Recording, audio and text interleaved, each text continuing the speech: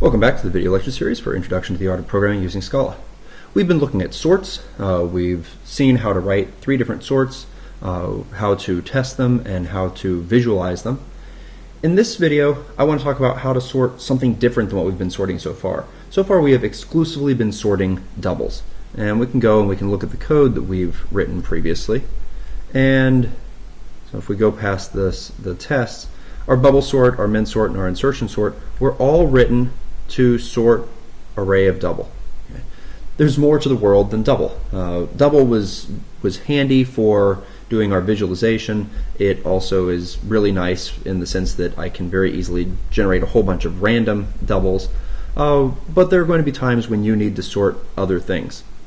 Now, given what we know right now, the way that we would do this is actually to make a copy and have it so it sorts something else. Hopefully at this point you've learned enough to have it so that feels bad, okay, that you don't want to do that. You should realize that copying code and making a small change really is not a good way to go about things. It has all types of problems associated with it. We'll come back and we'll redress this problem in chapter 19, where we will figure out how we can write a single sort to, one sort to rule them all, a single sort that will sort anything that we want it to. But for now, we're going to deal with the making copies of things. So instead of doubles, what if I said I wanted to sort ints? Okay, so I pass in an array of ints. Is there anything else that has to change? Well, this loop just deals with the length of the array. Right here we have a comparison between two elements, but doing a greater than, that works on ints just as well as it works on doubles. The swapping code works on ints just as well as it does on doubles.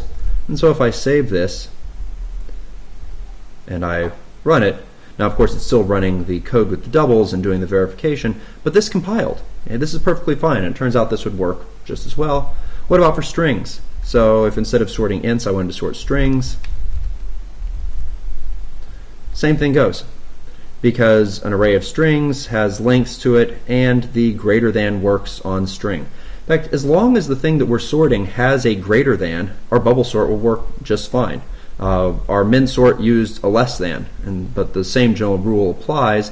As long as you have the comparison, either a less than or a greater than, you can sort things. And the only thing that you had to change in the Scala version of this code is the type that you pass in.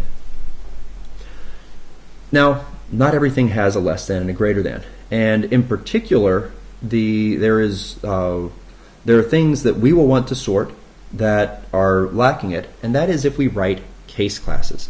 So, for example, if I had a case class that represents a student, and so my students have a name, which is a string, and I'll just be real simple here and say they have a grade, which is an int.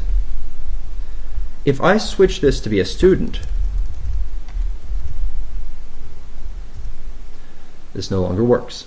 And it has a problem on line 40, and it's exactly what we were talking about. There is no greater than on a case class. And in some ways this makes sense, because given this case class, I might actually want to sort my students in different ways. I might want to sort them alphabetically by their name, but I might also want to sort them based upon their grade, okay? And it depends upon what I'm doing with it.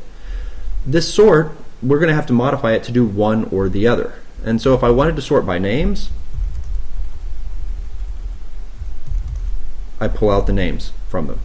And so now this would be a sort that I can pass in an array of students, and it will alphabetize them by their names. Had I wanted to sort them by grades, I would need a different version where this does a comparison between grades. If I wanted to sort them by grades in descending order instead of ascending order, I could switch this greater than to a less than, and our bubble sort would actually sort them in the opposite order. So hopefully you can see from this, sorting case classes really isn't that hard, but it does require more of a modification in that every place that we do a comparison, and in these sorts we're only doing one comparison, one location with a comparison inside of the inner loop, but that has to be changed so that it does a comparison between the proper contents of the case class. And so being able to do this, you can reorder things nicely And doing this on a case class makes it much easier than technically it would be possible. Instead of having an array of student, you could have an array called name that's an array of strings, an array called grades that's an array of ints. But then when you want to sort them, it's very hard to sort both of them at the same time, or that requires significant modification of your sort routine. This is one of those places where having the case class, you could also do it with a tuple, makes your life much better. So that's it for this video. You should probably run off and go find some case classes of things that you want to sort and practice with doing this. You can use it to answer some interesting questions.